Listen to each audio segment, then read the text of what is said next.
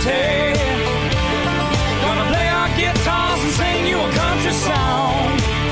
We'll all be flying higher than a jetliner.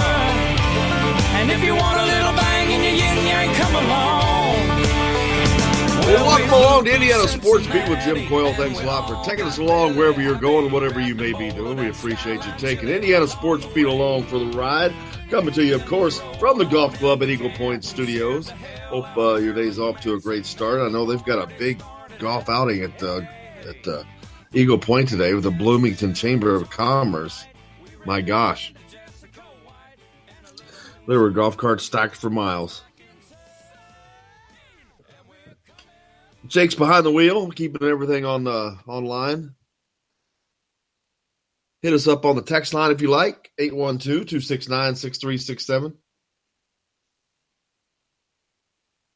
As we are hitting the mid portion of the week, Justin would call hump day. Haven't gotten Jake into the habit yet. Hump day. Oh, wow, that was enthusiastic. Enthusiastic. Kevin Durant, they have not confirmed yet, but feared a Achilles injury for him, which is about as devastating an injury as you can get. So that would keep him out for about a year, man. That's a long time in recovery there. How about the women's team in the World Cup soccer? 13-0. 13 goals. You don't score 13 goals in soccer. That's like putting up 160 points in basketball or something. No, it's more like 200 points in basketball. It's nuts. I mean, 8 is a very high number. Very high. 13, I don't know how that's possible. I mean, I guess that's what happens when you take a top team and you put them against a not top team. But man, oh man. Did you see the diagram of their passing on Twitter? I did not. Somebody posted it, and like they passed the ball so much that it basically filled up that entire portion of the field of like the way they made the diagram. It just looked like a bunch of scribbles on a piece of paper. It looked like a 2-year-old started drawing on it. It was amazing how much they passed the ball. Alex Morgan scored 5 goals. That's more goals than most teams score in a match. Most matches are less than 5 goals total.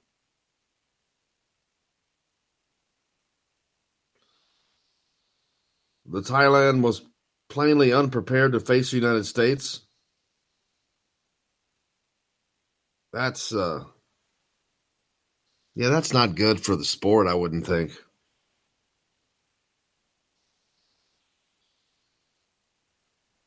How'd you like to be the goalkeeper for Thailand?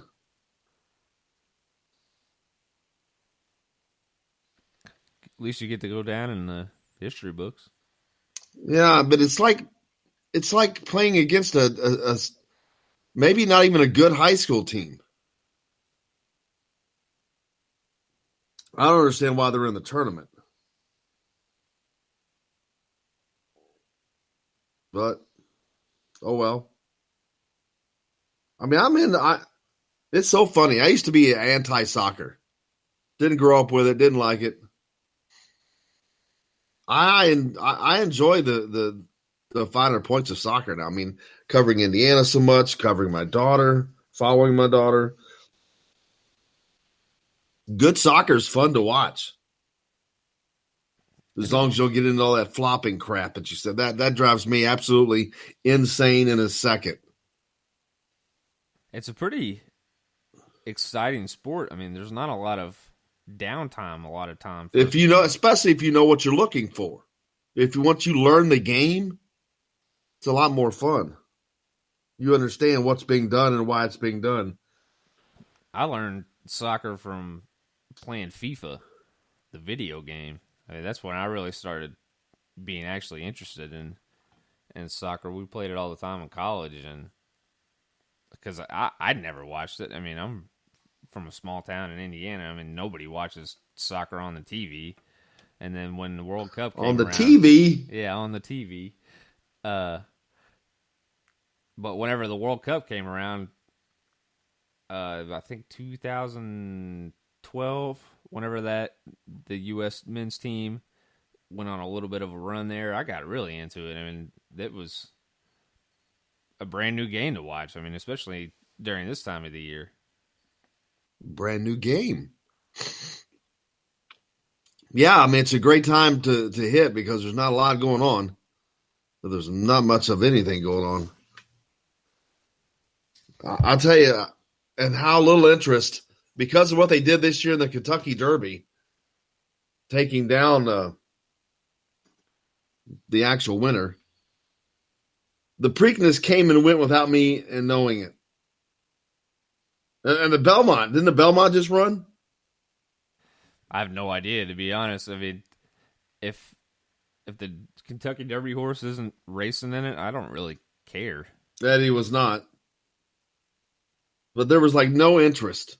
They just screwed themselves so much. That's a whole nother issue. Whole nother issue. There'll be a lot of guys in town this week visiting camp for IU basketball.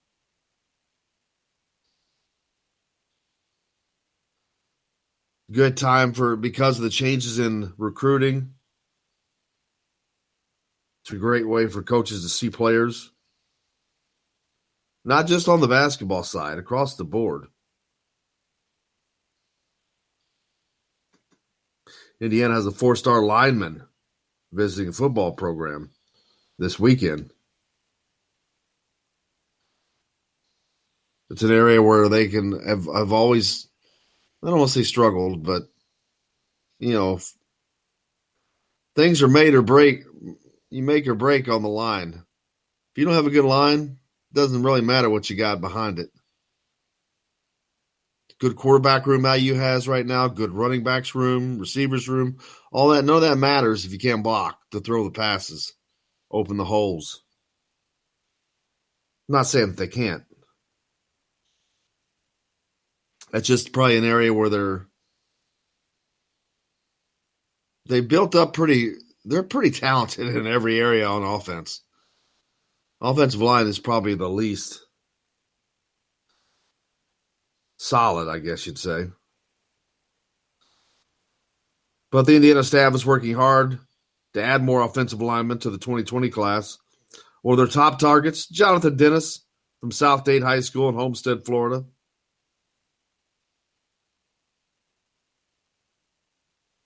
The 4-star recruit said IU is one of the top schools because of how consistent the staff has been in their communication with him. I just really like how much the coaches have been talking to and what they've asked me, what he likes in Indiana. They communicate with me all the time. They have been showing me a lot of love. They've been very consistent with how they've always texted with me and checking to see how I'm doing. Great relationship. Obviously, this coaching staff does an excellent job in establishing relationships with recruits because the recruiting has been off the charts as far as Indiana goes.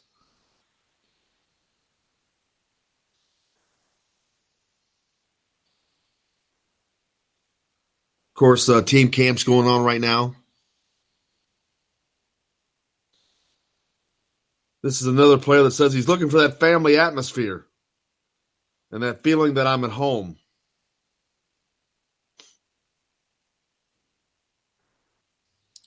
When asked what he wants to see in Indiana on his visit, I want a place that feels like home and where I know everyone there is going to have my back.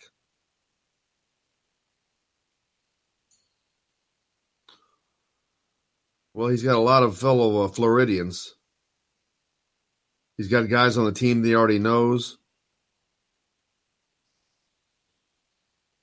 Indiana, besides Indiana, offers from the Maryland, Nebraska, Auburn, Florida, Florida State, Georgia, Georgia Tech, Kentucky, Louisville, LSU, Miami, Mississippi State, North Carolina, Ole Miss, Oregon, Pittsburgh, Tennessee, holy cow, West Virginia, Florida International, Florida Atlantic, Kent State, Marshall, South Florida. Holy crap. Dude's got he's got offers from everybody but you and me. Yeah, I was gonna say he's basically got you could list off the places he doesn't have an offer from, and it'd probably be a smaller list. Well, the sheer fact that Indiana's getting a visit from this kid. After Indiana, he plans to visit Oregon, Mississippi State, and Miami. That's Indiana recruiting. Indiana's recruiting a kid who those are the visits. And Indiana is one of those visits. That's how unbelievable a job Coach Allen and his staff are doing recruiting. That has to transfer to wins. I understand that. But I got to tell you, he's doing something that's never been done here, recruiting-wise. And there's no doubt to me, he'll start landing these guys. He's already landing big fish. This is going to continue. Now, what will spur this or blunt it is what they do on the field this year. They have to win games. They have to go to a bowl game. There's no excuses. There's no 5-7 acceptability here. They have to go to a bowl game. They have to beat somebody that they're not supposed to beat. Whether that's going into Lincoln and winning or going to West Lafayette and winning, or winning at home against a Michigan or Ohio State. It's going to happen. And it has to happen for this Indiana team this year to continue that recruiting bump. But when that does happen, it will continue that recruiting bump. And I think that winning will turn it into I don't want to call it a tsunami of recruiting, but for Indiana, it would be a tsunami of recruiting. There's no doubt to me that getting this team to a bowl game, the recruiting is just going to continue to roll. Can Indiana compete at the top of the Big Ten East? I don't know. That's a big chore that's a big ask, man. That's a big ask. I don't think people understand the ask. That's like competing against the Yankees with Michigan and Ohio State. See, they're not taking $60 million away from their BTN money. They're putting it into facilities. All the things that Indiana doesn't have. That stuff matters. If it didn't, these teams wouldn't have it. Have you voted? Are you an alumnus? If you are, have you voted in the Board of Trustees election? If not, why not? it's free. Might as well do it. Well, take a part in it. Otherwise, you can't complain about anything. If you don't vote, you can't complain. I don't care who you vote for, but participate, man. Be a part of the answer, part of the solution. So vote. Get involved. Find out what's going on. Find out why over $60 million has been diverted from BTN money away from athletics. Find out why the Indiana lags even though they've been doing some upgrades. Indiana lags from a facility standpoint. They're just catching up, man. They're just catching up, and it's a lot of facade. It's a lot of there's just a lot of areas where Indiana trails facilities wise. They're one of the smaller schools in the Big Ten. Well, I mean, it depends on who you're looking at. But I mean, you know, Ohio State and Penn State and Wisconsin, they're just larger schools.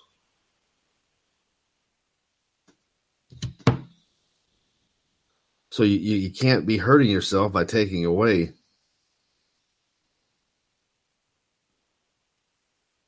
Got a text in from Tim. Did you know that what the NBA Summer League is? Do I know what Summer League is? Is it for players entering the draft so we may see Romeo playing? Well, that usually happens after the draft. They're already on teams. And yes, there's a possibility if he's ready to play.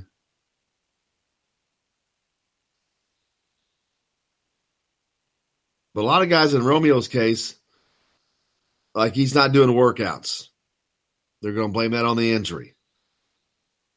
But the truth be told, they don't want any possibility of sliding down the draft any further.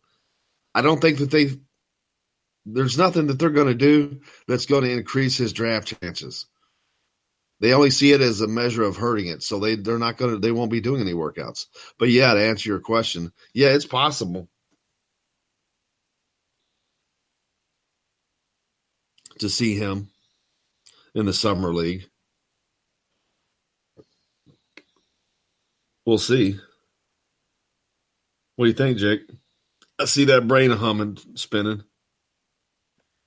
I think it's a definite possibility that he can play once Summer League comes around. I mean, Summer League's not until late July or something. Yeah. So, I mean, he might get in towards the end of it, but I mean, wouldn't surprise me if he didn't as well. So I don't know how long. But if the draft is already come and gone, if he's signed, why would he not? At that period, it's time to put up or shut up. Yeah, I mean, I don't know if he's been cleared or not. You know what I mean? So I mean, because he had surgery, so I mean that's the only reason why he wouldn't play. So because the team's going to want him out there. If he can play, he's going to be out there. Well, when that rolls around, there's been more than enough time for recovery. There'd be more to it than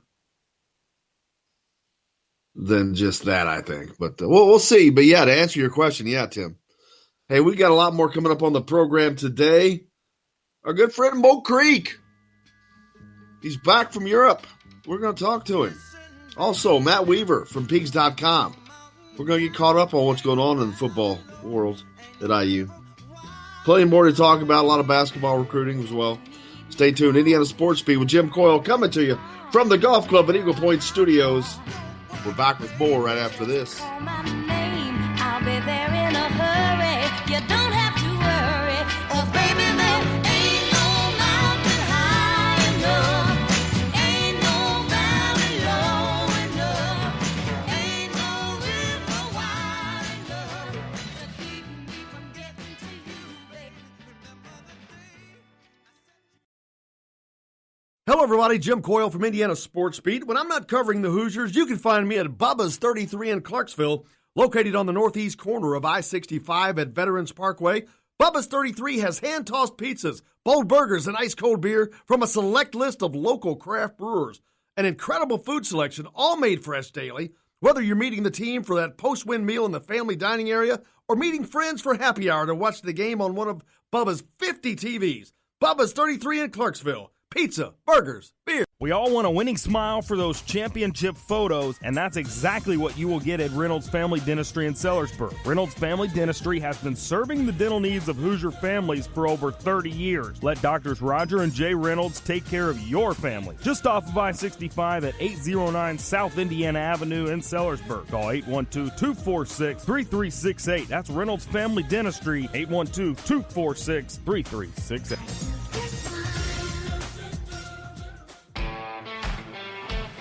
Now that warm weather has arrived, it's time to hit the links, and there's no better place than the golf club at Eagle Point in Bloomington. Voted best golf course by the readers of the Bloomington Herald-Times, the golf club at Eagle Point is under new ownership, has new fairways and bunkers, and it's open to the public. When the round's over, there's cold beer and a full menu at the Eagle Point Pub and Bistro.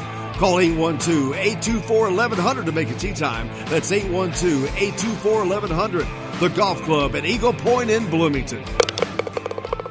This is AJ Moye. This is Dan Dockett. Hey, this is Michael Lewis, former Indiana basketball player. This is Indiana football coach Tom Allen. This is Jim Coyle with the Indiana Sports Beat. You can always like and follow us on Facebook. Always follow the show rebroadcast on iTunes, Google Play, iHeartRadio, Spotify. TheDailyHoosier.com is a great place to sign up for each and every day, or, of course, on 97.7 The Ref in Evansville. For the best recycling and waste removal service, turn to the area's leader, Sweetland Waste Removal and Recycling, a homegrown company serving southern Indiana since 1995. Sweetland Waste Removal and Recycling serves Floyd, Clark, Harrison, and Washington counties. For excellent service and peace of mind, call Sweetland Waste Removal and Recycling today at 812-944-5642. That's 812-944-5642. Keep life sweet with Sweetland Waste Removal and Recycling. All across the country, people are coming together to speed up what we can learn about health. The All of Us Research Program is calling on 1 million people to join us as we try to change the future of health. For your family, for future generations, for all of us. Visit joinallofus.org and find out how you can become one in a million. All right, crew, let's get her dug. Honey, you want to give me a hand? I'm planting that tree, remember? No matter how large or small your digging project may be, no matter how urban or rural, you must always call 811 before any digging project. 811 is our national one-call number, alerting your local utility companies to come out and mark any lines they have near your dig site. You must call 811 at least 2 to 3 business days before any digging project, so you can avoid hitting our essential buried utilities. This includes natural gas and petroleum pipelines, electric, communication cables, and water and sewer lines. So before you do this or this, make sure you do this. For digging projects big or small, make the call to 811. Brought to you by Common Ground Alliance. This is former Indiana basketball player Brian Evans, and you're listening to Indiana Sports Beat with Jim Coyle.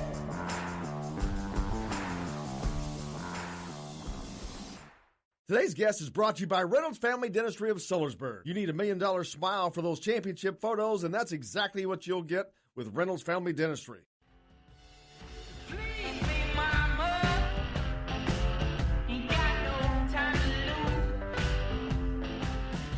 Welcome back to the Golf Club at Eagle Point Studios. Indiana Sports Beat with Jim Coyle with you as always. Joined now by our good friend Mike Schumann, the Daily Hoosier. Mike, how are you?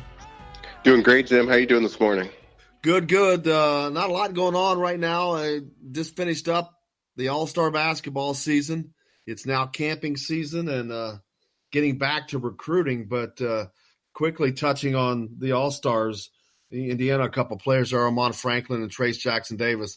I love both of their games, man. I love both how they both seem to be mature players coming in, which to me is a very important thing for team chemistry, something that I did not see on that Indiana team last year, which this year with those guys coming in addition to what they have, I think it's going to be a lot better.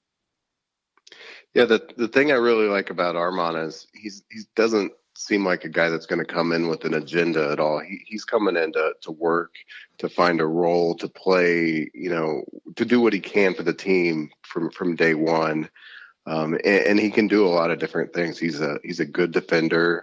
He's a very improving shooter, and he's an underrated passer and facilitator on the offense. So I think he can do a lot of things from day one. And to your point, I really like his overall mindset and attitude that he brings to the team. I think he's going to be a really positive influence on the team from day one. Maybe not a guy that has an overall huge role and plays a ton of minutes, but when he's out there, I think you're going to know it.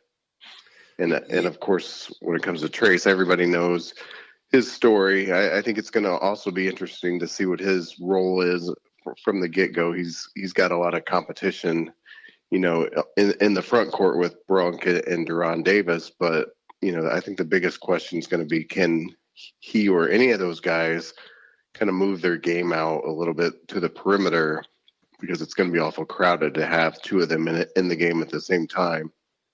But taking it back to the Indiana All-Stars, I think just from an attitude standpoint, I think he's another guy that those games have meant something to them, and you could tell by the way that they were playing that they took those games serious, and they didn't want a repeat of what happened the year prior, especially with the loss at Kentucky the year prior. Those guys really wanted to hit it hard and make a statement, and they absolutely did. What did they win the two games combined by, like 80 points? I think it was like 70 something points. Yeah, crazy. I mean, it was one of the largest margins of victory ever. So yeah, you could tell in conversations I had every time I talked to one of them after the game, but you could tell that they all referenced Coach Byers and how he first came in and they were serious about winning the games, which you should be. I mean, there's the pride in there, but that's why you have a 99-44 win margin in the series, because they have better talent and they should be winning these games. They shouldn't have lost that game last year. It was an embarrassment, to be honest with you, that they lost that game last year. They've won 28 out of 32. And the funny thing is, the thing that sticks out is losing the game last year that they shouldn't have lost. But right. It shows, again, I just see the conversations with Armand or Trace Jackson, they're all everything they say is team oriented, is about the team. I've talked about Trace Jackson. He's been a relentless recruiter for Indiana here. He's always, you always see him reaching out to guys with shout outs on Twitter or whatever. Hey man, when you going to make the change? When you going to make it official? Whatever. He just little things, he's doing. And then everything that Armand says when they talk to him, everything is about the team. Everything revolves around the team. And he's such a team guy. There's no me, there's no I. It is all team oriented. And that is not only very refreshing, it's also, it gives you a great anticipated look forward, because you know that if that's their mindset, then that's going to carry over, because like I said, the Indiana team itself was not one I saw that was very cohesive last year. You just didn't know. They didn't know who to look to. There was no leadership. And I think the funny thing is, with these young guys coming in, they are going to be great leaders because they're already on that path. But I think they also know that that's not their role next year. So I don't expect them to try to do that. I expect that to be Deron Davis, to be Devontae Green, and talking to them at the end of the season. They know that that's coming for them, and they're ready for that. So I think this is going to be a much better team no matter what for Indiana next year. Yeah, I do think that's interesting because, I mean, obviously you're losing your top two scorers. And I don't think thinking of it as addition by subtraction is the right way at all, because I think those were two good players that they lost, and by all accounts, two great guys. They didn't lose selfish players in Morgan and Langford, but at the same token, I think it could be a better team, as you're saying. I'm not even translating that into wins and losses, but just a group of guys that plays better together, maybe because they're not deferring to anyone. They're kind of, all knowing that they need to contribute. They're not looking to, give the ball to the scorers and have them do all the work. So that's an interesting way to look at it. But I continue to wonder who's going to step up and be the leader on this team, because I agree. I don't think it's going to be Franklin and Jackson Davis from day one. We wrote last week, just kind of building off what Archie Miller said a couple weeks ago. He was he very much praised Joey Brunk in the context of somebody that's already showing signs of being a very verbal leader, which I think is probably the biggest thing lacking from this team during the Archie Miller era. And I think he sounds like he already sees that in Brunk, and that would be a fantastic thing for this team. They need a veteran guy to come in and really be vocal and kind of take things by the reins and push people, from a player perspective. I just don't think that they've had that. And one thing I really like about all three of those guys coming in, Brunk, Jackson Davis, and Franklin, it's such a small thing, but for some reason it really stands out to me. Just thinking about their recruitment, the way all three of them announced that they were coming to Indiana was nothing more than just a quick tweet on social media, like basically, hey, I'm coming to IU. It wasn't, here's my top 42 teams, here's my press conference, here's my, announcement in front of the entire city. Not that there's anything wrong with any of those, but just when you think about what it means about the guy, I think it was really neat how all three of them were just, very short and sweet and subtle, and here it is, take it or leave it. I think it shows a little bit of a lunch pail mentality with the guys coming in. Absolutely. Not only that, it allows them to come into the situation with that preceding them, with the fact that they're showing that they're trying to be teammates. And I think that makes it a lot smoother. That makes the transition smoother because it's a different group. You gotta go in and join a group that's already in place. Guys that have been playing for 2 and 3 years already here. So you've got to step behind them, and it's not them trying to step on anybody's toes. They're obvious that they're trying to say, hey, man, we want to be a part of the team. And I think it's going to make it that much more cohesive because it's going to need that next year. You're welding a new group in with them. But it's a group that you need. You need Trace Jackson Davis's play. You're going to need Armaan Franklin's play. You're going to need Joey Brunk. So those guys have to be able to weld in seamlessly for that team to be successful.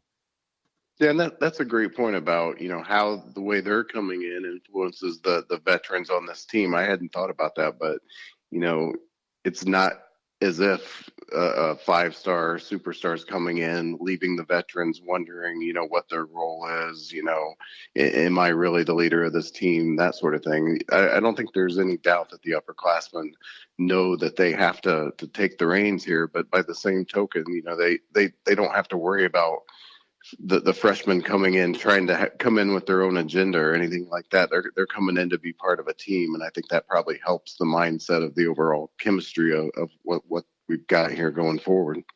And not knocking on any players in particular, but this is a team that did not have leadership last year. To me, this team was completely devoid of leadership, period. And I don't care how you want to cut it. It just wasn't there. And I don't think that's going to be the case this year. I think Devontae Green and Deron Davis are more than ready and relishing that role. But they also see what not having a leader does, and I think that they're going to try to do it the right way. And I think that it makes it a lot easier when people like Trace Jackson Davis, who is a big, he's a big time recruit. When you got guys like him coming in who are trying to be part of the team, that makes it a lot easier. That makes it just more cohesive off the jump. And to me, that makes the team itself better because that's more pieces trying to fit together as opposed to trying to stand out. Yeah, no, I agree 100%. And it may sound to some like we're casting aspersions at Romeo or Juwan, but I don't really think that's the case. I mean, I don't think either one of them necessarily, came into things with an agenda. They just kind of are who they are. I think, it was virtually impossible with all the hype surrounding Langford to, not come in and, kind of have all the burden and all the attention focused on him. So I don't think he necessarily asked for that. When you're a top 10 player in the country, a 5-star that, received all the media attention that he received, that's just organically going to happen. And I've kind of beat the drum probably to death on Morgan and Langford. Morgan and McRoberts, two guys that I admire and really am a big fan of. But at the same time, I always go back to what they said at the Big Ten Media Day last year about being more leaders by example than verbal leaders. That always bothered me when they said it, and it kind of played out over the course of the year. Yeah, because what was the example? Yeah. I mean, they're great players and hard workers, but I think you need one or two guys on every team that are just, willing to get in other players' faces. And I'm not saying they didn't do it, but it wasn't readily apparent. And if they're willing to admit from day one that they're more lead by example guys, I think that, and they're the captains of your team, I think that's a troubling thing. And so who's going to emerge this year? And not to disparage them, like you said, but you can't even say they're great players. They weren't great players. If they were great players, Indiana would have had a lot better season. And I don't mean that, as a negative on them, but when you think of great, you think of guys that are being drafted in the first round. Those are great players. So if they had great players, they could have possibly gotten away with some of that. But the fact that they weren't, I think that they were okay players. And that's a big part of it. When you're okay and you're not doing the other things that needs to be done, you see mediocrity, which is what Indiana had last year, mediocrity. Right. And I guess it's just all going to go back to how we started off.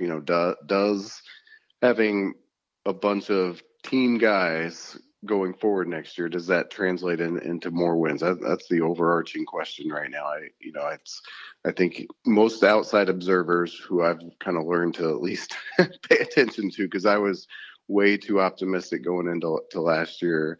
Most outside observers are looking at this team as, kind of continuing where they were last year, not making a big step forward. And that makes sense to me after losing guys like Morgan and Langford. But if you want to find an optimistic spin out there, I think it is the notion that, it's going to be more of a team this year versus more individuals. Absolutely. And I think that personally, I think Archie's a year behind doing this. I think that the cycle is off, and part of that was because of trying to hit some of these big time players last year that they missed on. And now you got half a recruiting class coming in, which he's got a good part of that with Trace Jackson and Armand, two great ones. I mean, they're great in a lot of different ways. I think they're going to be great players, but I think they're going to be great teammates, both. But talking about other guys' future, you had the camps that are going on right now. Last weekend, you had Trey Kaufman and Jalen Washington in. Trey Kaufman gets the IU offer. This weekend, you've got a lot more guys coming in. Christian Lander, Caleb First, Luke Goody, Anthony Leal, Jaden Brewer, Pierce Thomas. Luke Goody on an unofficial visit. I think he may be completing that right now as we speak.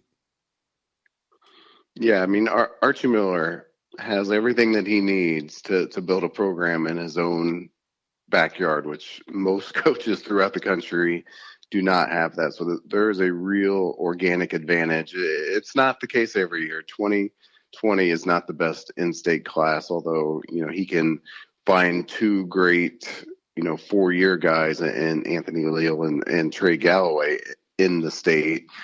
Guys that you can build a program around, but the class of 2021, and I wrote about this over the weekend, to me, the entire class, whether it's, 2, 3, 4, 5 guys, they can all come from the state of Indiana, and you're not shortcutting yourself at all. You're not, just doing it because they're Indiana guys. You're probably going to have a top 10 class nationally if you just have guys from Indiana. It's that good. You mentioned all of them, I think.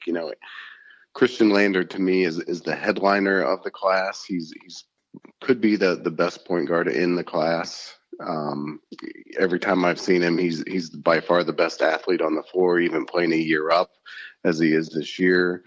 Caleb First, I'm starting to hear rumblings of a Purdue lean, but it's very early. I mean, these guys are all just incoming juniors, so I don't think anyone's truly leaning in any particular direction. As we've seen with recruiting, there's just too many variables to believe any rumors at this point. But he's a guy that, again, also is playing up and is playing nicely, and he's going to be a top 100 big man by the time things are all said and done. You mentioned the offer to Trey Kaufman. He's kind of the quiet guy that's emerging in this class and could even surpass first, in my opinion, because to me, he's a more versatile player. He's got similar size, but he can play more on the perimeter. He can handle the ball a little bit better. And so he's going to be one to really watch over the next couple of years. And I think Indiana, is in a good position there. They're, like I said, at this point, nobody's leading, nobody's, got an edge in a recruitment, so to speak. But I think Indiana's as good as you'd want to be right now. And I'm glad that they went ahead and made that offer. I think it just made a statement about, continuing to make an investment and really make a statement about, the inside out recruiting approach, which I think is mission critical for that class.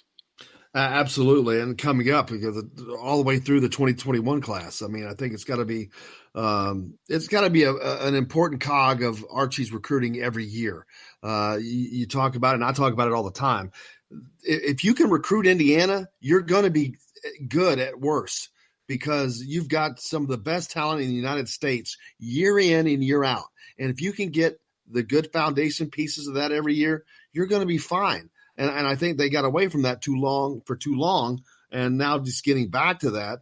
But these couple classes coming up, my gosh, just look at the guys I just listed. They're coming in this weekend. Christian Lander, you talk about, one of the best players in that class, period, in the country. Caleb First, Luke Goody, Anthony Leal, all these guys. But, it's a huge thing. And people were asking me, does Miller actually have time to land that class? And I think the answer is undoubtedly yes. I think he at least gets time to, establish his class of 2021. Now, if he completely struck out on the class and didn't land any of these guys and had a mediocre recruiting class, that could be the beginning of the end right there. But absolutely, over the next year to year and a half, he has time to establish that class, and if he has a strong class, develop them. So I think the timeline is still favorable for him. We'll have to, Tim checks it in. Did we hear anything about Rondale Moore missing Purdue's first 6 games? I have not. I'll have to research that, but something to look forward to. Anything that you got looking forward to, people need to look forward to on the Daily Hoosier?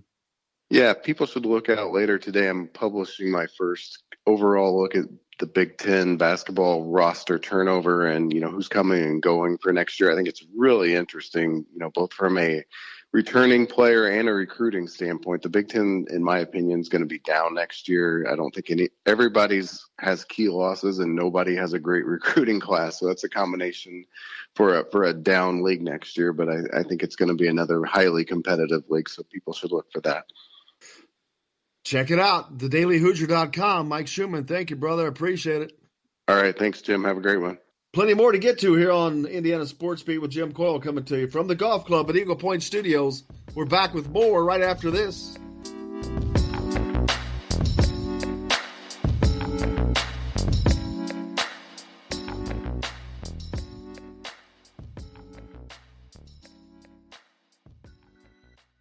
Hello, everybody. Jim Coyle from Indiana Sports Beat. When I'm not covering the Hoosiers, you can find me at Bubba's 33 in Clarksville, located on the northeast corner of I-65 at Veterans Parkway.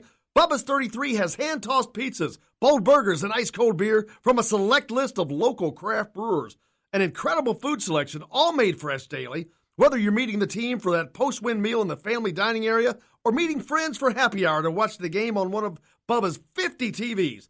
Bubba's 33 in Clarksville. Pizza, burgers, beer. We all want a winning smile for those championship photos, and that's exactly what you will get at Reynolds Family Dentistry in Sellersburg. Reynolds Family Dentistry has been serving the dental needs of Hoosier families for over 30 years. Let Doctors Roger and Jay Reynolds take care of your family. Just off of I-65 at 809 South Indiana Avenue in Sellersburg. Call 812-246-3368. That's Reynolds Family Dentistry, 812-246-3368.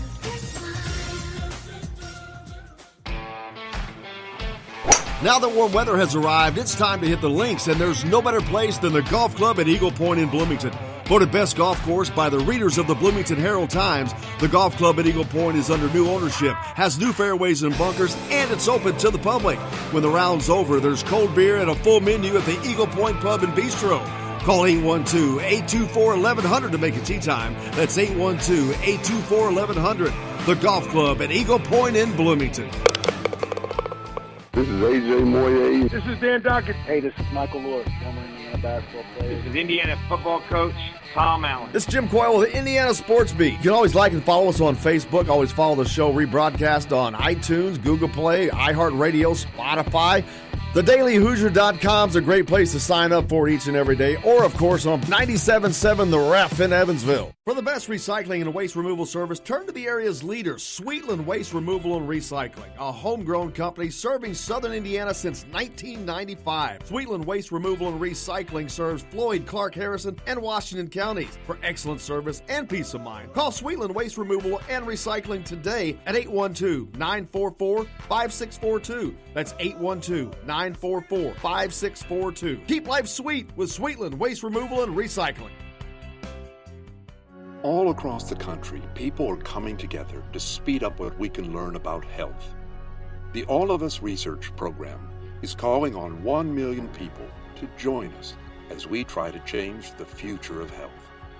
For your family, for future generations, for all of us.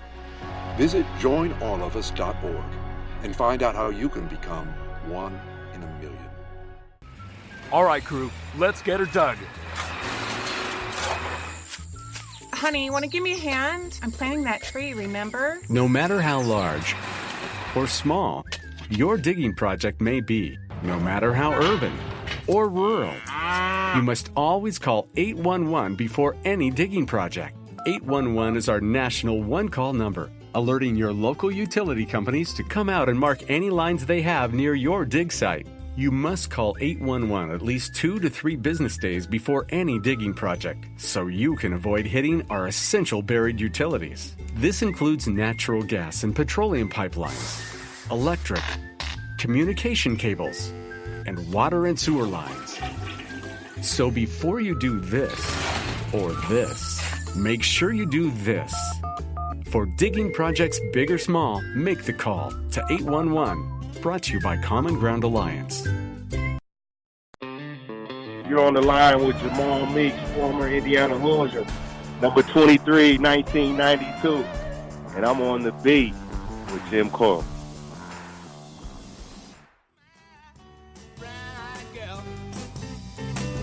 Do you remember when we used to sing sha-la-la-la-la-la? Welcome back to the Golf Club at Eagle Point Studios. Indiana Sports Beat with Jim Coyle. Hope your day is off to a good start. It's that midway point of the week. It's Wednesday. Curtis Jones, the traveling man. Should have had Jake play traveling man. He's a traveling man. Of course, if you remember Curtis Jones from the Indiana days, then there were the Oklahoma State days, and now there will be the Penn State days as he returns to the Big Ten Conference. Is this going to be a deal where a former player comes in and hangs 30 on Indiana? Yes. He'll average 4 points a game and then come in and hit 10 threes against Indiana. Have the game of his life. Because that's how it goes. Every time that happens. Anybody that's loosely associated with Indiana goes off against Indiana. He's certainly making the rounds. Maybe, and he's going to be eligible immediately. I haven't really dug into it. I don't know if he's not is he a grad transfer by now? I have no idea. I guess if you just transfer enough, it doesn't even matter anymore. NCAA. Or if you transfer to Penn State, then you're go ahead and play. It's not going to. Doesn't matter anyway. Good ad for them. Obviously, it's a former Tom Crean recruit. that has bounced around from a few teams. Wish him well, except for when he plays Indiana, of course. But kind of a unique situation. I mean, there's the possibility that he could have theoretically landed back in Indiana for a couple reasons. Number one, completely different coaching staff, which that could be a negative or a positive. Obviously, a negative is no familiarity, so they're no different than anyone else. Well, he left like 3 weeks after Archie got hired. There's that. It was like during workouts, I think, where he And left. he didn't wait. I mean, he announced it then, but he left immediately. He didn't. He left mid-season. And I remember Archie saying, you certainly hate to see him leave at mid-season. Wish that they would wait. But, so yeah, apparently no love lost there. I mean, not saying that there's anything there either. I'm just, I remember him mentioning that. But, sometimes when things are going well and there's a need, bygones become bygones. And Indiana is a team in need. Now, I'm not saying bring someone like that back, because he obviously felt instantly that this was not going to be something for him, whether it's the focus on defense. Who knows? But that was kind of a quick trigger. Now, I don't know if it's something else precipitated that. Very possible. May have been a clash of personalities. May not have been a good fit. Either way, who knows? It's kind of weird that he hasn't found a spot anywhere. You know what I mean? I don't think I've ever seen anybody, because it's not like he didn't play at Oklahoma State or anything. I mean, he got minutes. I don't think I've ever seen anybody just transfer this much. Oh, well. But I should have dug more into the story to see if he has 1 or 2 years left. Surely to gosh, he can only have 1 year left. Was he a freshman when he left Indiana? No, he was a sophomore. He's in Devontae's class. Okay, then then he only has 1 season left, and that makes it even stranger. Why transfer unless you are a grad transfer, which he very well may be at this stage. But even if you are, there's no relevance there if you're a grad transfer or not. I guess when you're a grad transfer, you feel like you can, so why not? But if you're on, unless you feel like you're going to a much better situation, and I don't know how in the world Penn State could be a better situation than anywhere.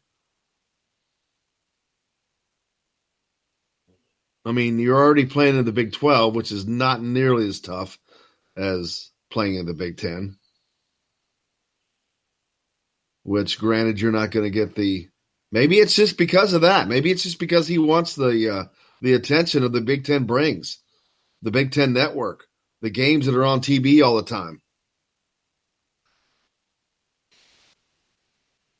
Instead of just getting to play the Big 12 teams, which some of them are great matchups: Kansas, Texas Tech, Texas, Oklahoma. It doesn't have the national cachet that the Big 10 does. It certainly doesn't have the exposure that the Big 10 does. Maybe he's looking at it strictly from an exposure standpoint. He's marketing his brand, as the kids say. I just looked it up. He is a grad transfer. I assumed. But again, like I said, I don't, unless there's no way Penn State's a better situation, really. But I guess because you can, why not? Really, but Penn best, State's not a step up, man. It's just not. It's a lateral move at the very best. At the very best. But like I've been saying, pointing out the other things, if he's doing it for ulterior motives, the exposure, I get it. The Big Ten has it. He'll be on TV because he'll be playing Michigan, Michigan State, Indiana, Purdue. He'll be playing those games. And he'll get to do probably a lot more, have a lot more leeway. Get a lot more. Maybe, I don't know, man. Maybe they recruited over him. Who knows? But just because you're a grad transfer and you can, doesn't, unless you're landing at a place that is a better situation, which I'm always looking at it from a winning standpoint. Going someplace where you can win, have a shot at winning, have a shot at the postseason. Yeah. So, who knows? Doesn't really matter. It's just ironic that he'll be playing against Indiana at least twice the upcoming season. Hey, we got a lot more coming up on the program today. Our old good friend, Mo Creek. He's back from Europe. He's with us. Great friend of the show. Also, Matt Weaver, the Dream Weaver, joins us as well. We got a little football to talk about. Stay tuned. More coming to you from the Golf Club at Eagle Point Studios, Indiana Sports Beat with Jim Coyle back with more after this.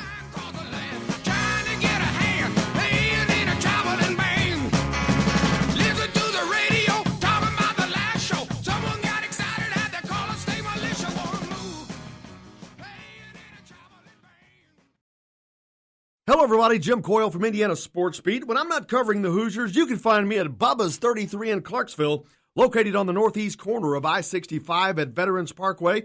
Bubba's 33 has hand-tossed pizzas, bold burgers, and ice-cold beer from a select list of local craft brewers.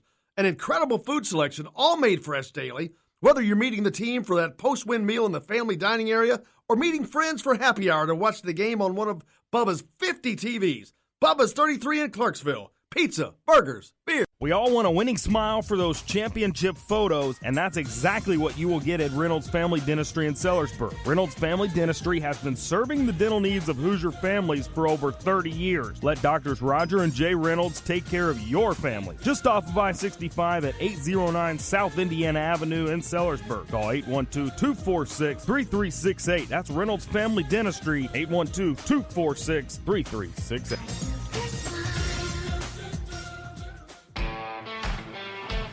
Now that warm weather has arrived, it's time to hit the links, and there's no better place than the Golf Club at Eagle Point in Bloomington.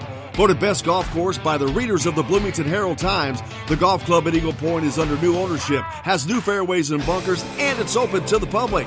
When the round's over, there's cold beer and a full menu at the Eagle Point Pub and Bistro. Call 812-824-1100 to make a tee time. That's 812-824-1100. The Golf Club at Eagle Point in Bloomington. This is AJ Moye. This is Dan Dockett. Hey, this is Michael Lewis, former Indiana basketball player. This is Indiana football coach Tom Allen. This is Jim Coyle with the Indiana Sports Beat. You can always like and follow us on Facebook. Always follow the show rebroadcast on iTunes, Google Play, iHeartRadio, Spotify. TheDailyHoosier.com is a great place to sign up for each and every day. Or, of course, on 97.7 The Ref in Evansville. For the best recycling and waste removal service, turn to the area's leader, Sweetland Waste Removal and Recycling, a homegrown company serving southern Indiana since 1995. Sweetland Waste Removal and Recycling serves Floyd, Clark, Harrison, and Washington counties. For excellent service and peace of mind, call Sweetland Waste Removal and Recycling today at 812-944-5642. That's 812-944-5642. Keep life sweet with Sweetland Waste Removal and Recycling. All across the country, people are coming together to speed up what we can learn about health. The All of Us Research Program is calling on 1 million people to join us as we try to change the future of health. For your family, for future generations, for all of us. Visit joinallofus.org and find out how you can become one in a million. All right, crew, let's get her dug. Honey, want to give me a hand? I'm planting that tree, remember? No matter how large or small your digging project may be, no matter how urban or rural, you must always call 811 before any digging project. 811 is our national one-call number, alerting your local utility companies to come out and mark any lines they have near your dig site. You must call 811 at least 2 to 3 business days before any digging project, so you can avoid hitting our essential buried utilities. This includes natural gas and petroleum pipelines, electric, communication cables, and water and sewer lines. So before you do this or this, make sure you do this. For digging projects big or small, make the call to 811. Brought to you by Common Ground Alliance. Hey, it's Michael Lewis, former Indiana University player and current UCLA assistant basketball coach, and you're listening to Indiana Sports Beat. This hour is brought to you by Sweetland Waste and Removal Service, a homegrown company serving southern Indiana since 1995.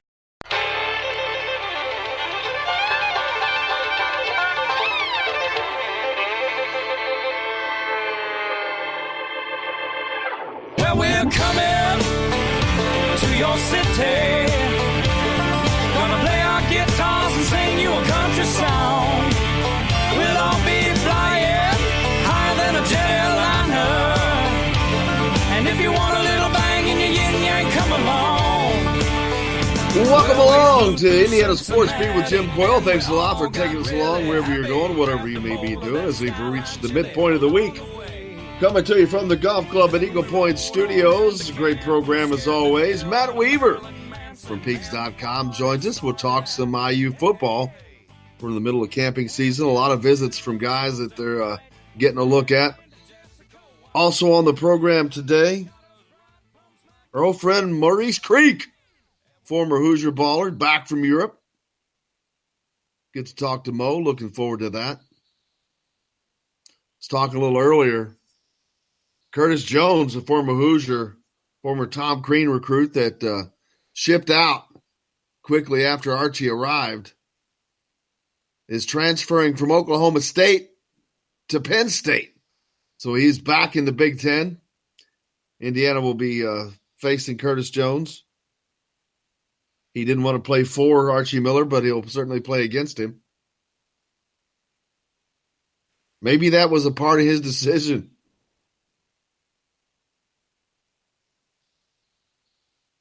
I'm still not sure why he would leave to go to Penn State. I mean, I'm not trying to crack on Penn State, but it is what it is.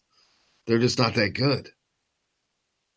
So you're playing in a decent conference. It's not the Big Ten, but man, you're in the Big 12, so you get to play Kansas twice, Texas Tech, Texas, Oklahoma. Those are some marquee games, man. Marquee games. Now you don't have the Big Ten Network. Maybe that's what's behind his motivation, getting as much exposure as possible. Who knows? Would have been ironic had he ended up back at Indiana. Indiana in need. Indiana with a two spots open. Especially with a grad transfer that Curtis Jones is, it would not have waste. I mean, these scholarships are going to waste next year anyway. So it wouldn't cost him anything. It's not like getting a JUCO kid where you're got a 2-year commitment. But then again, maybe that's why he left to begin with. He didn't want to deal with the pack line defense. Who knows? Regardless, it is what it is. IU football is getting a visit from Jonathan Dennis this weekend. He's a 4-star lineman. We'll talk to Matt Weaver about that. Matt is the Definitely the recruiting guru when it comes to IU football.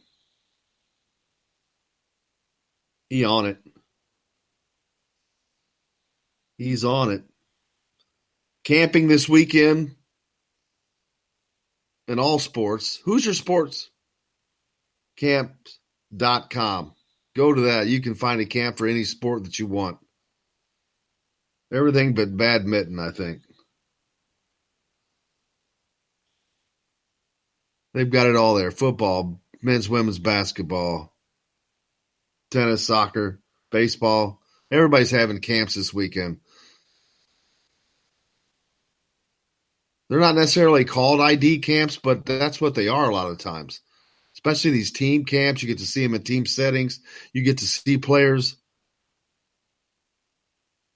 With the way the recruiting rules have changed,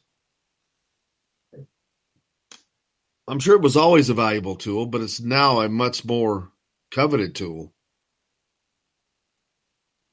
It allows for interaction.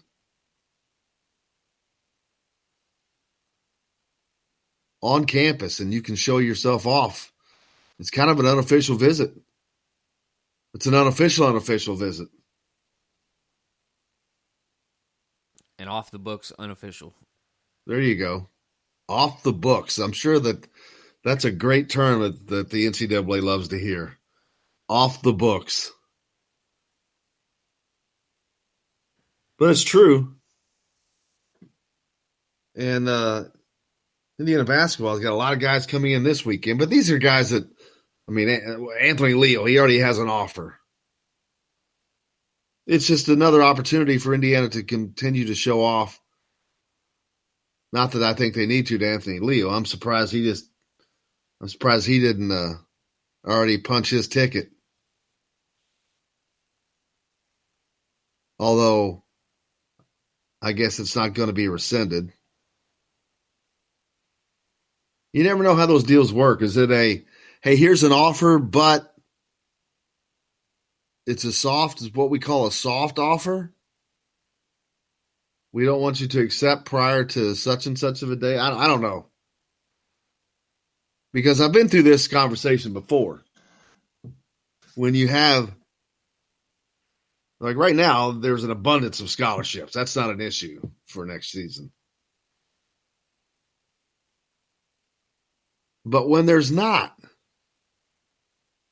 and you don't have guys snatching those scholarships up, sometimes it makes me wonder, is there a deal in place that you can't accept it until, because if you got three guys in one hole,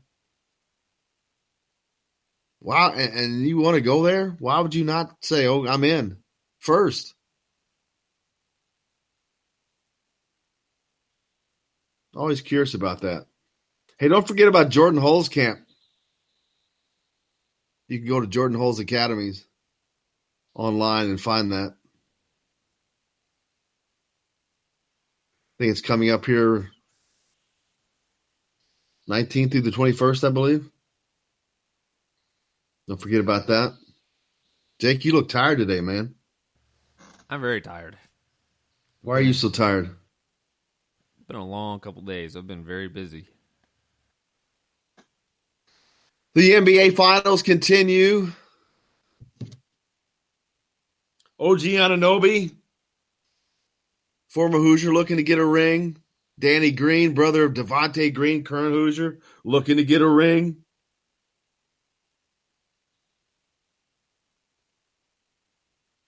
That'll take place, when do they play again? Friday? Thursday. Man, they really stretch this thing out.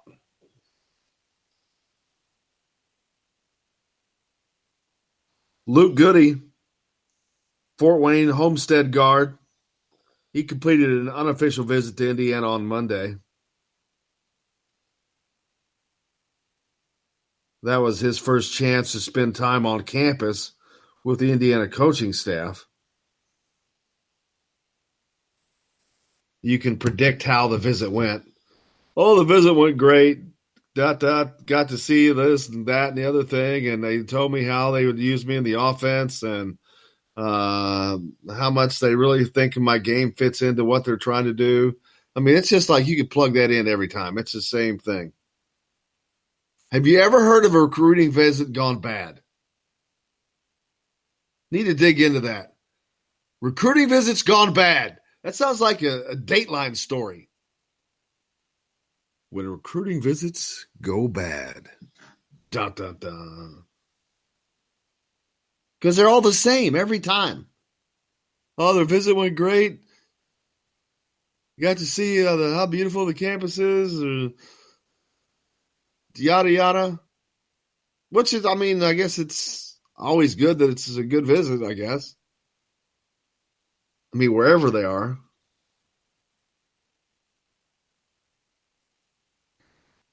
But it cracks me up when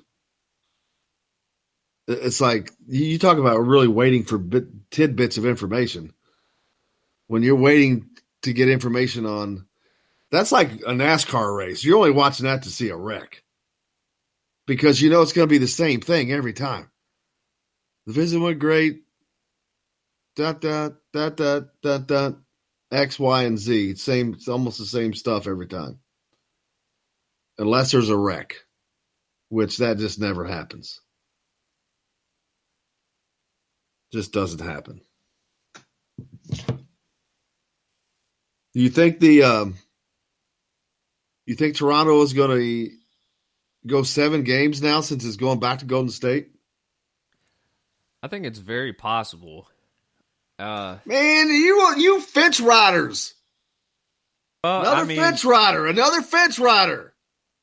Take a stand, man. Take a stand. Well, I was getting to my point before I was so rudely interrupted. It doesn't matter. You weren't taking a stand. Of course it's possible. Of course it's possible. I think the cheering, the injury, and all that. I think the basketball gods may come back to bite Toronto now because I thought they had the series in hand. Wow. The other night. Hot take. It wouldn't surprise me if Golden State ends up winning in 7 because they have a fire lit under them now. I mean, not that they didn't before, but I can see them coming out and just firing on all cylinders. Okay, now fast forward. That happens. Golden State goes on to win this in 7, becoming one of the only 2 teams ever to come back from a 3-1 deficit and adds to their legacy that they've already established. Where does that place them? Where would that place them in the annals of NBA greats? That's accomplishing something that many have not. Most have not when you do the 3-1 thing. Yeah. I mean, they're already one of the top teams, I think. I mean, not being able to watch a lot of those old Boston teams, I don't know if I'm educated enough to make a super informed opinion. You know what I mean? But I mean they're definitely one of the top teams I've ever seen, especially when they're clicking and the ball moves and the offense is really, really firing on all cylinders. I mean, they're one of the best teams I've ever seen. Man, tell us how you really feel. Joker's sending in a text going back to recruiting visits. Oh, man, this is almost bad. U of L recruiting visit gone bad. Recruits get an STD while on an official visit to U of L. Joker. Hey, that's going to wrap up this segment. We've got plenty more coming back here on Indiana Sports Beat. From the Golf Club Weaver, the Dream Weaver. Coming up next from Peaks.com, we're talking a little IU football. See what's going on there. Stay tuned. We're back with more from the Golf Club at Eagle Point Studios. Indiana Sports Beat with Jim Coyle back after this. How so many idiots be graduating from colleges? Better to be silent and be thoughtful than to speak and remove all doubt. Know what I'm talking about? When opportunity knocks, you better let him in and sit him on down and try to be his friend. Hello, everybody. Jim Coyle from Indiana Sports Beat. When I'm not covering the Hoosiers, you can find me at Bubba's 33 in Clarksville, located on the northeast corner of I-65 at Veterans Parkway. Bubba's 33 has hand-tossed pizzas, bold burgers, and ice-cold beer from a select list of local craft brewers. An incredible food selection, all made fresh daily. Whether you're meeting the team for that post-win meal in the family dining area or meeting friends for happy hour to watch the game on one of Bubba's 50 TVs. Bubba's 33 in Clarksville. Pizza, burgers, beer. We all want a winning smile for those championship photos, and that's exactly what you will get at Reynolds Family Dentistry in Sellersburg. Reynolds Family Dentistry has been serving the dental needs of Hoosier families for over 30 years. Let Doctors Roger and Jay Reynolds take care of your family. Just off of I-65 at 809 South Indiana Avenue in Sellersburg. Call 812-246-3368. That's Reynolds Family Dentistry, 812-246-3368.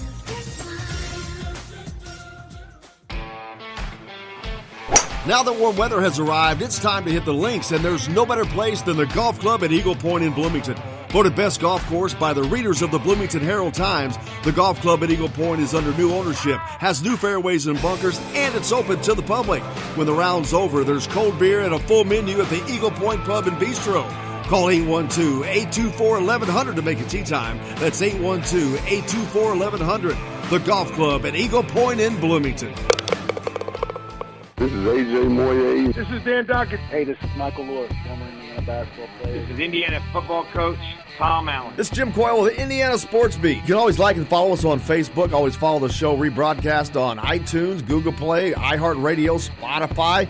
TheDailyHoosier.com is a great place to sign up for each and every day. Or, of course, on 97.7 The Ref in Evansville. For the best recycling and waste removal service, turn to the area's leader, Sweetland Waste Removal and Recycling, a homegrown company serving southern Indiana since 1995. Sweetland Waste Removal and Recycling serves Floyd, Clark, Harrison, and Washington counties. For excellent service and peace of mind, call Sweetland Waste Removal and Recycling today at 812-944-5642. That's 812-944-5642. Keep life sweet with Sweetland Waste Removal and Recycling. All across the country, people are coming together to speed up what we can learn about health. The All of Us Research Program is calling on 1 million people to join us as we try to change the future of health. For your family, for future generations, for all of us. Visit joinallofus.org and find out how you can become one in a million. All right, crew, let's get her dug. Honey, want to give me a hand? I'm planting that tree, remember? No matter how large or small your digging project may be, no matter how urban or rural, you must always call 811 before any digging project.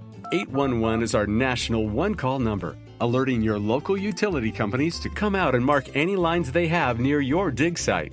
You must call 811 at least 2 to 3 business days before any digging project, so you can avoid hitting our essential buried utilities. This includes natural gas and petroleum pipelines, electric, communication cables, and water and sewer lines. So before you do this or this, make sure you do this. For digging projects big or small, make the call to 811. Brought to you by Common Ground Alliance. This is former Indiana basketball player Brian Evans, and you're listening to Indiana Sports Beat with Jim Coyle.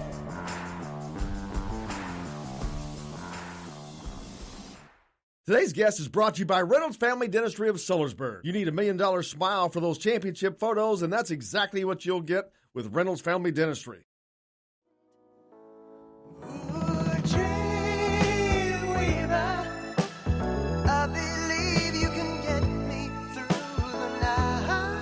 Oh, those soothing sounds. You know that means one thing. Our good friend, the Dream Weaver himself, Matt Weaver from Peaks.com. Matt, how are you, brother? I'm doing okay. How are you guys? Just enjoying the, I guess, a late spring, man. What the incredible weather that's been had here in central Indiana. Yeah, it's about time. The weather earlier was it was pretty brutal with all the rain, but it's been a lot nicer lately for sure. Yeah, it sucked all that rain, but wow. And it couldn't be any more perfect timing with Indiana football, or a lot of all the sports having their camps, but Indiana football right now having some team camps going on over the next couple of days. Yeah, it's that time that they finish up this week and you'll get their team camps. They had 7-on-7 over the weekend, and they'll have some guys here and there coming in to work out with the staff. Kind of a 1-day type deal, but finishes up this week, and then a big official visit weekend starting on Friday. Yeah, Jonathan Dennis, a big 4-star offensive guard or offensive lineman, coming in for a big time visit. Yeah, down in South Florida, where IU's really started to develop a presence in South Dade High School in Homestead, and coming up here, and obviously there's some stiff competition with a prospect like this, but anytime you can get a guy on campus, you give yourself a real shot, and put the story out on him, and he's looking forward to the visit. And IU staff with Darren Hiller, the O-line coach, and then Grant Hurd also recruits down in that area. They've done a good job with him, and hopefully he has a great time on his visit. That he'll see some guys. He's friends with Jeremy Passmore, so he'll see a familiar face when he's on campus, and there'll obviously be a number of other guys who are from his area that he can connect with. So it'd be a huge get, and we'll see how it goes. Yeah, it's a long shot, but landing a guy like Jonathan Dennis would be as big as landing someone like Michael Penix or Jack Tuttle to me, because it's not as pretty because it's on the offensive line, but it's as important as anything. But more importantly, who that they're going up against. See, he's got offers from everybody but you and me. And so this would be a huge get in so many ways for Tom Allen. Yeah, it's it's why I said last December at the signing day, I was asked when I kind of made the comment to Coach Allen that I thought Matthew Bedford was the biggest kind of get of the class. He wasn't the highest rated guy, but to get an offensive lineman of that caliber with who you had to fight off to keep him, to me was, because that position is so hard to recruit. I mean, there's not a lot of people this size walking around on the planet. Jonathan Dennis' size, and he's not as tall as Matthew Bedford, that can play football. And then, the ones that can, the pool's so small that most of them go to the bigger programs, the big time, the Alabamas, Ohio States, and stuff like that. So when a school like Indiana can nab somebody like that and beat out, schools that have, far better history, it's a big deal. So, I agree with you. This would be as big as it get as Indiana's gotten in the last several years if they were happy to pull it off and get Jonathan Dennis. When they weren't able to get DeJuan Jones, just watched him play over the weekend again in the All-Star basketball game. That dude is an amazing athlete, 6'9", mountain of a man, but he's got some great footwork, and you can see why he would be such a valued recruit in football as a lineman with his ability to play basketball. Yeah, and I think I really think with DeJuan, he's a lot of guys his age haven't hit their surface or what they're going to be, but I think he's even got more of a ceiling than a lot of guys, just because he hasn't, in the summers he's been playing basketball, where a lot of guys may be going to football camps and stuff. He's been, and he hasn't really. And a lot of guys play multiple sports, but usually if you're a big time football player, you just play basketball during the basketball season, then you start doing football in the spring and summer. And he's obviously been playing AAU stuff and all that kind of thing. And basketball was really what he was going to do for most of his high school career. And he kind of shifted gears late. So he's got a real upside. Obviously it was a bummer that IU couldn't get him, but I got to know DeJuan a little bit. And he's a great young man, and I hope he does well at Ohio State. And you talk about him, but you look at some of these other guys that Indiana has gotten, and some of the other ones that they haven't, like Rondale Moore, or there's a lot of high-end talent in Indiana in football. I mean, not as much as, say, basketball, but for being known as a basketball state, there's some pretty daggone good football players that come across in different positions that come out of Indiana. Yeah, it's obviously, it's never going to be, or at least for, a like in Ohio, which is a really good football state because it doesn't have the population. But the football talent in Indiana has really taken off since I've been doing this. I've been about 10 or 11 years, and I think a lot of it is people. It's point to is it's what it kind of coincided when, and it even goes back before that. Coincided when the Colts started becoming good in football. For so many years they weren't very good. You get Peyton Manning, and that organization kind of took off, and I think it kind of made football kind of cool and popular in Indiana. And basketball is always going to be so huge here. It's just the way it is, but football is something where now some of the better athletes in the high school ranks are playing as well instead of just playing basketball. And 15 years ago, DeJuan Jones may never play football, even as good. Which is he just might have stuck with basketball, or maybe a guy like David Bell. You just don't. Maybe they just play basketball because it wasn't as cool to be a football player or whatever. So it's definitely improved. Because Indiana's obviously not a state with great population. Sometimes there can be years that are a little bit leaner than others, but it's not like it used to be. I mean, every year there's usually at least 10 legitimate D1 Power 5 guys. And say some years there's more when it's really a good year for recruiting. And the 2020 class looks like one of those years where it's going to be a better than normal year. And that's good for Indiana time-wise. And looking at the schedule, Indiana opens up. They go up to Lucas Oil Stadium this year to take on Ball State, which is kind of a cool atmosphere, I guess.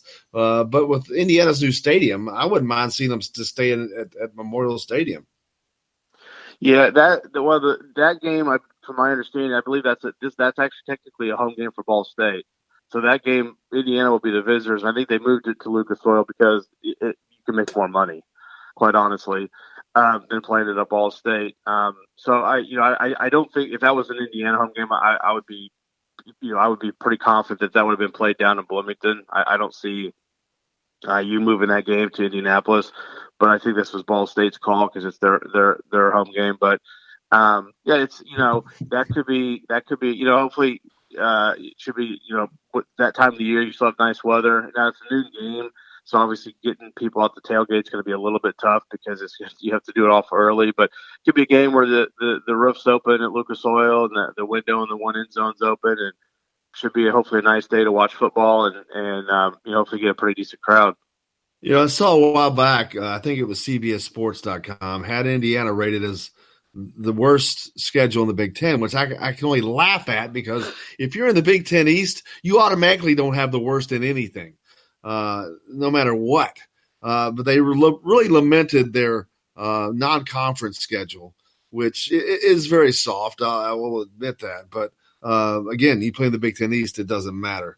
But with a pretty soft non-conference schedule and a challenging road schedule because the opposite division games, Purdue and Nebraska, both on the road in some tough environments, what are the chances, do you think, of Indiana being able to get to 6-6? Well, to me, it comes down to this. You got 4 games that are absolutely basically. You don't want to say gimmies, but these are games that if Indiana plays their game, you feel pretty good about. And that's 3 non-conference games, and then Rutgers at home. Then after that, you got a handful of games in there at Maryland versus Northwestern, at Purdue. Those kind of games where you got to try to get a couple wins, and then some of the other ones. I mean, at Michigan State's going to be tough. Like you mentioned, at Nebraska, at Penn State, and you obviously got Michigan at home, Ohio State at home. Teams that they've played well, but let's be honest, the history isn't on their side. I mean, Indiana hasn't beaten those teams in years and years and years. So at some point though, this is you need to try to make that next step and kind of spring that upset on somebody. But, to me, it's kind of, a boring thing to say, but it's true. It's going to come down to how their lines play on both sides of the ball. They've got the skill players on offense. I believe they got the quarterbacks, whoever emerges. My money's on Michael Penix, but we'll see how that shakes out. The receivers, the running backs are good. Take. On defense, the linebackers and secondary, you got a lot of athleticism and talent. If the D line, the O line can do their job, this team has a real shot to win 6+ games.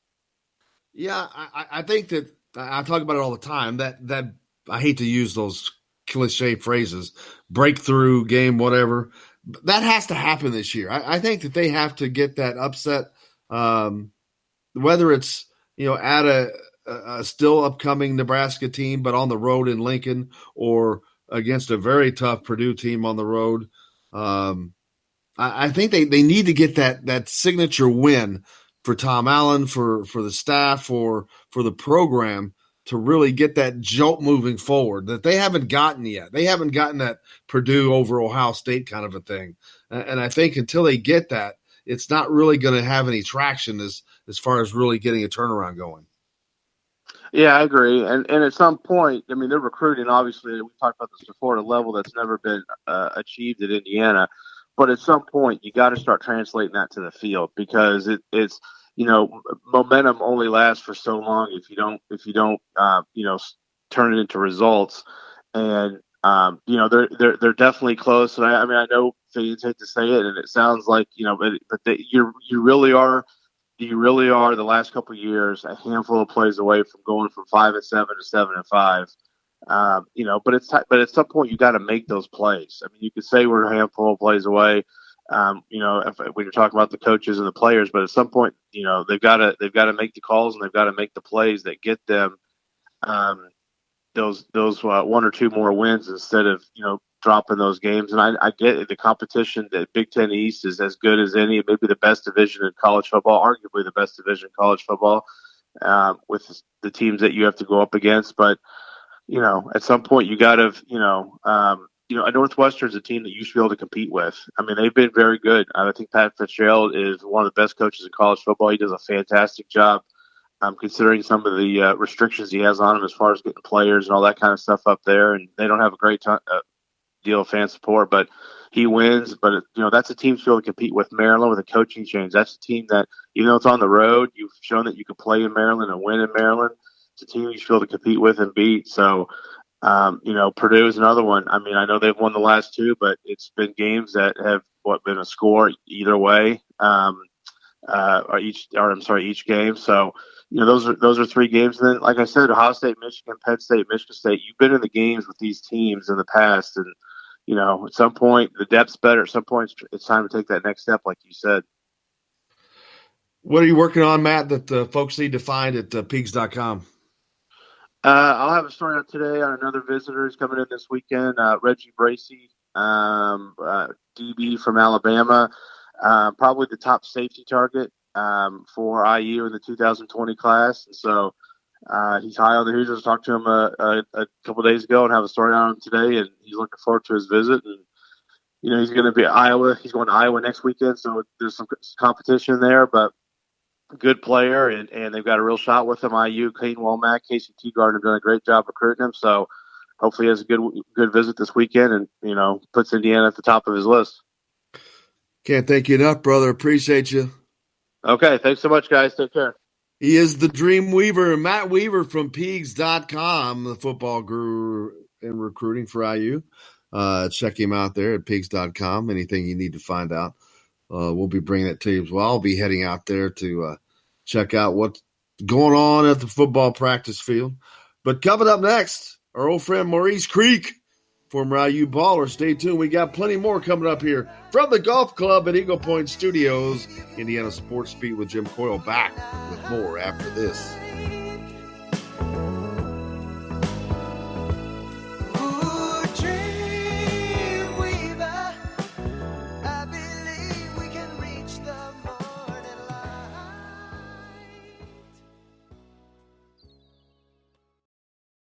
Hello, everybody. Jim Coyle from Indiana Sports Beat. When I'm not covering the Hoosiers, you can find me at Bubba's 33 in Clarksville, located on the northeast corner of I-65 at Veterans Parkway. Bubba's 33 has hand-tossed pizzas, bold burgers, and ice-cold beer from a select list of local craft brewers. An incredible food selection, all made fresh daily. Whether you're meeting the team for that post-win meal in the family dining area or meeting friends for happy hour to watch the game on one of Bubba's 50 TVs. Bubba's 33 in Clarksville. Pizza, burgers, beer. We all want a winning smile for those championship photos, and that's exactly what you will get at Reynolds Family Dentistry in Sellersburg. Reynolds Family Dentistry has been serving the dental needs of Hoosier families for over 30 years. Let Doctors Roger and Jay Reynolds take care of your family. Just off of I-65 at 809 South Indiana Avenue in Sellersburg. Call 812-246-3368. That's Reynolds Family Dentistry, 812-246-3368.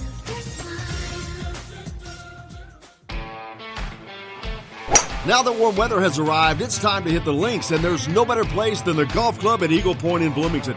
Voted best golf course by the readers of the Bloomington Herald-Times, the golf club at Eagle Point is under new ownership, has new fairways and bunkers, and it's open to the public. When the round's over, there's cold beer and a full menu at the Eagle Point Pub and Bistro. Call 812-824-1100 to make a tee time. That's 812-824-1100. The golf club at Eagle Point in Bloomington. This is AJ Moye. This is Dan Dockett. Hey, this is Michael Lewis, former Indiana basketball player. This is Indiana football coach Tom Allen. This is Jim Coyle with the Indiana Sports Beat. You can always like and follow us on Facebook. Always follow the show rebroadcast on iTunes, Google Play, iHeartRadio, Spotify. TheDailyHoosier.com is a great place to sign up for each and every day. Or, of course, on 97.7 The Ref in Evansville. For the best recycling and waste removal service, turn to the area's leader, Sweetland Waste Removal and Recycling, a homegrown company serving southern Indiana since 1995. Sweetland Waste Removal and Recycling serves Floyd, Clark, Harrison, and Washington counties. For excellent service and peace of mind, call Sweetland Waste Removal and Recycling today at 812-944-5642. That's 812-944-5642. Keep life sweet with Sweetland Waste Removal and Recycling. All across the country, people are coming together to speed up what we can learn about health. The All of Us Research Program is calling on 1 million people to join us as we try to change the future of health. For your family, for future generations, for all of us. Visit joinallofus.org and find out how you can become one in a million. All right, crew, let's get her dug. Honey, want to give me a hand? I'm planting that tree, remember? No matter how large or small your digging project may be, no matter how urban or rural, you must always call 811 before any digging project. 811 is our national one-call number, alerting your local utility companies to come out and mark any lines they have near your dig site. You must call 811 at least 2 to 3 business days before any digging project, so you can avoid hitting our essential buried utilities. This includes natural gas and petroleum pipelines, electric, communication cables, and water and sewer lines. So before you do this or this, make sure you do this. For digging projects big or small, make the call to 811. Brought to you by Common Ground Alliance. You're on the line with Jamal Meeks, former Indiana Hoosier, number 23, 1992. And I'm on the beat with Jim Coyle.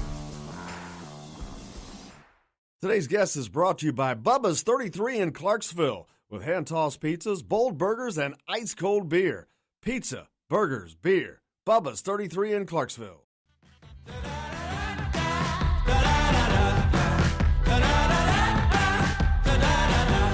Welcome back to the Golf Club at Eagle Point Studios. Indiana Sports Beat with Jim Coyle, back with you for more, and with our great friend of the show, Maurice Creek. Mo, how you doing, man? Doing good. How are you? Good, good. Welcome back to the United States. Appreciate you. How long does it take to get acclimated when you're in a forward country for as long as you are with the basketball season? As soon as you get back to the United States, how long does it take to really get acclimated? You got a time change and culture change and all kinds of food change, lots of changes. Oh, man, it takes a while. I know I don't really sleep as much anyway because I'm always working out. I'm always doing something as far as basketball, either watching film or something like that. But at the same time,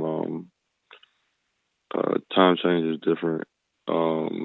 Getting back to being family oriented, seeing everybody, trying to, get to see my whole family again, and now picking up in summer, where the summer leagues is, and getting back in conditioning is something I'm doing right now. But it took a while to get back into the flow of getting back in the United States again.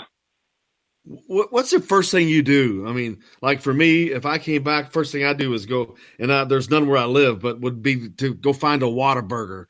But what's the first thing you do when you get back to the United States?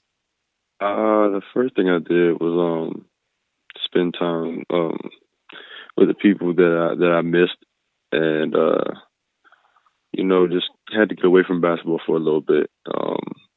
Being away for 9 months took a toll on my body a little bit, and you got to take a rest from it and enjoy other things that you couldn't enjoy while you were gone. So I did that, and now after taking time away, I'm right back into basketball mode, getting ready for next year, and just staying in shape and everything else like that you do for the next seasons. Talking with former IU baller Maurice Creek. Did you just complete your sixth season, professional season? This was last year was my fifth year. Fifth, okay. But it starts to take a toll. And then, how much time off do you actually give yourself to where you're not doing something, where you're not pounding on your body? I give myself like maybe a week or two. Again, just doing nothing related to basketball, maybe just spending time with like family, friends. I have my girlfriend that I've spent a lot of time with. She being away from her for 9 months was a toll too. So just trying to get back into being being a human being without basketball it was tough at first. You're a hooper, you always want to have a basketball, but at the same time, you gotta let your body rest up and heal and everything like that too. So, yeah, I don't think people understand that no matter what it is, it doesn't matter if it's professional basketball or whatever, the professional rodeo for that matter. Your life is that when that is going on, and that is going on a lot more of the time than people really realize. And the amount of time dedication to that is unfathomable to most people, and what it takes to stay at that level. The things you're talking about now, I mean, the season's over, but you give yourself a week and you're back at it. What are some of the things that you'll be doing this summer to stay in that kind of shape? Any leagues that you're playing in and things like that? Well, playing in some leagues really help a lot, and I play a few summer leagues just to stay in shape and game ready shape, and look at the things I need to work on the court, and what I need to do off the court. I'll probably watch games, to see what I would do here, what I would do there, and I've watched a lot of basketball in the time, and just staying in the weight room and being on the field doing wind sprints or stuff like that. Just get acclimated to what you need, especially now. You're getting older. You're not never going to get younger again, so you got to stay in that type of shape to make sure your body don't deteriorate from you and break down. Yeah, now, a lot of this is camping season for a lot of people. Are you putting on any? I know you've done camps in the past. Do you have any coming up that you're putting on or participating in? I missed the question. I'm sorry. I know that it's camping season for most sports, and I know you've had camps in the past, or you put them on yourself. Yeah. Do you have any coming up that you're putting on or you're participating in? Well, when I'm home, I do camps with a guy that trained me since I was like 9 years old. So I'll be doing a couple of his camps and, just coming in and giving, the kids the knowledge they need to, coming from a pro, they look up to you and everything like that. And these kids know me for a pretty long time, and they really, they know what I'm talking about, and they know that I'll go give them good advice and we're going to get good work in. So those are the camps that I'm working right now. His name is Pat, and he's a famous street ball player. He's been doing it for years and everything like that. So I'll be working a couple of his camps. This is in the Baltimore area, right? This is more so the Rockville, Maryland. It's like almost close to Baltimore, yeah. Give him a shout out, Pat. Pat's Camps. What's the name of Pat's Camps? His name is, they call him Pat the Rock. He's a very good ball handler, and he's the best I've seen, honestly, handling the ball. And he has the famous kick pass. He can literally kick the ball behind him, and it's like an alley oop, and that's he's it's crazy, but he's known to having good camps for kids, and he's been showing love to people for years, and what I'm saying, you gotta appreciate stuff like that. Absolutely. When you talk about all the things, these camps you're working with, and that leads into the question, coaching. Is coaching something that you want to get into? Of course. I would say even after basketball is over, I would love to coach, because I feel like for me, after playing so much, I would know how to coach kids. I would know how to coach certain kids, different kids. You know what I'm saying? I think being around different players, different styles of players, different, just different people, I honestly feel like I would be a successful coach. So either coach or trainer is what I want to do when I'm finished basketball. And is that more of wanting to actually impart the information onto the kids, or the challenge of still getting to compete just at a different level from a coaching standpoint, but you're still getting to compete and getting those competitive juices filled? Yeah, I think it's more so, like I said, after like competing at every level, I feel like whatever kid I get, like if I even get like AAU kids like that, I would know how to coach them. I would know how to, coach at the high school level, college level, even a professional level. Just because I played on every level, which is important, because if you haven't played on a certain level, you might not know how to coach that kid. So I think like after playing on every level, I would be able to coach any type of kid that I get. How long do you think you're going to be? You're playing professionally in Europe during the season now. I mean, you're back right now in the off season, but how long do you think that's going to go on, where you'll be playing over in Europe before you come back to the U.S. permanently? It's tough, because I'm 28, but to turn 29 in a couple of months, and you can never tell, because I got a guy that's 36, 37 that's still overseas making money and in shape and playing the game at a very high motor and high pace, and it's crazy. Maybe I won't play that long. Maybe I might say, hey, let me just go ahead and stop in the mid-30s. But right now, I don't have no time period of when I want to stop playing the game. I just know when I feel like my time is up and I want to, settle down and, maybe take a different step of basketball. Like I said, coaching or training, that's when I'll know for sure. How hard is it? The money there is obviously there. You got to make hay when the sun's shining, so to speak. So obviously, you're young and you're in your prime. Obviously, you have to take full advantage of that. How hard is it, though, that the fact that it takes place in another country halfway around the world from your home? It's very hard. It is very hard.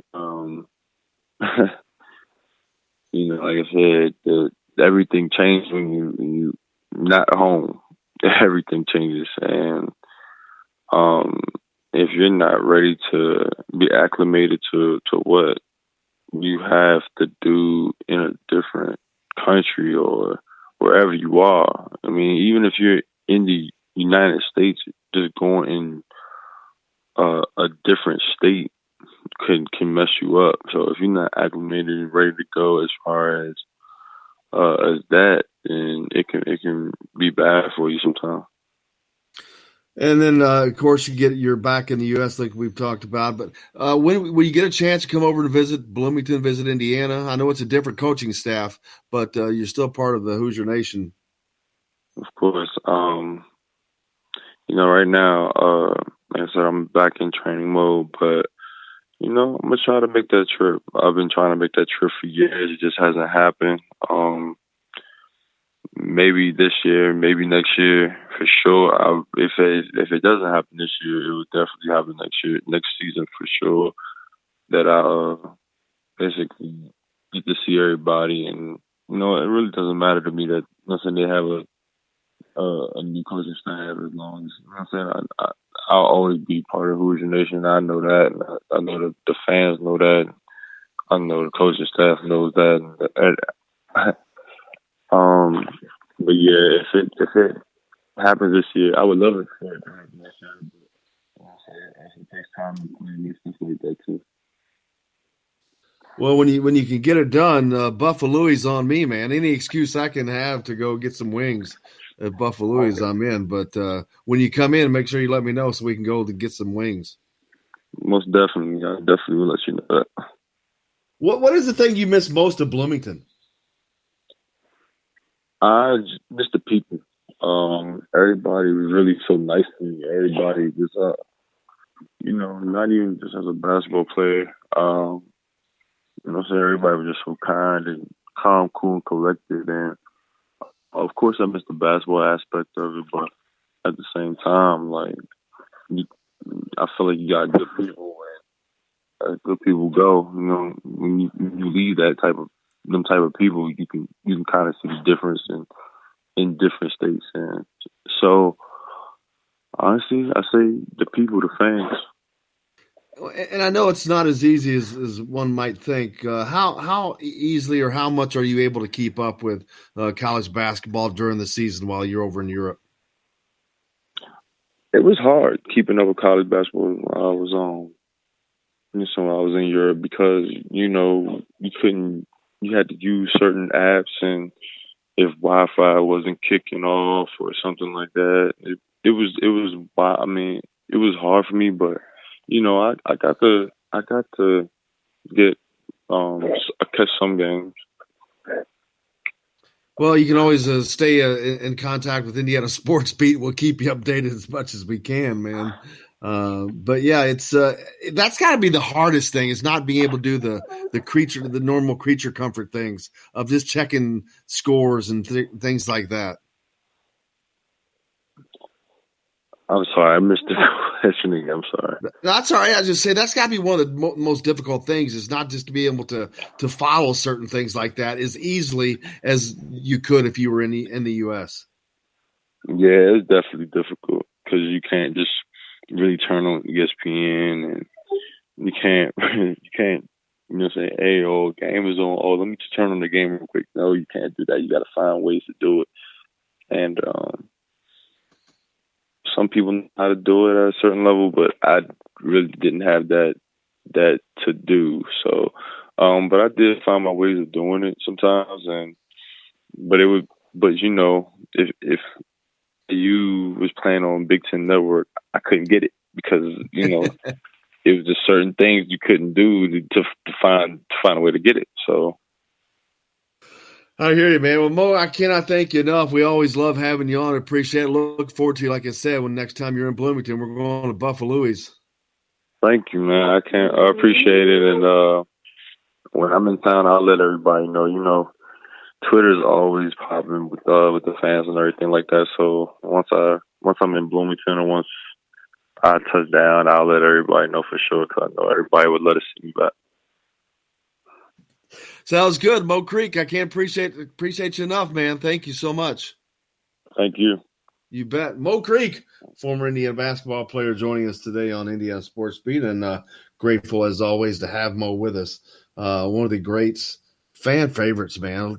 Gosh, another time period where just some great players that just did a lot for a program when they needed it. Those guys, the fans endeared them to the fans. I mean, it was that's a great group. Through a difficult period for most Indiana fans, but there was light at the end of that tunnel, especially at the end of that dagger Christian Watford put up that day. Kind of the culmination of all that hard work those guys had built and put into it, kind of brought them back to the summit. But man, yeah, living in Europe, if you've never visited Europe, it's hard to comprehend. It ain't like going to Kansas, man. It's like going through Kansas. That's 8 hours. That takes 24 hours that you'll never get back. But it's just the things that you take for granted, like he was talking about. Oh, it's on the Big Ten Network. No big deal here. Forget it there. You got to be into some high-tech stuff, I guess. But just being able to follow the things as closely as you can here, it's not that easy. Even with today's technology, when you're crossing countries, it's not as easy as you'd think. Tomorrow on the program, of course, as usual, Kevin Brockway will join us. Scott Agnes as well. Look forward to talking to both of those guys as we heading toward the end of the week. We'll be heading out to Memorial Stadium today. Check out football, what's going on out there, and check into that. And we'll bring all that back tomorrow. But that's pretty much going to wrap it up for today.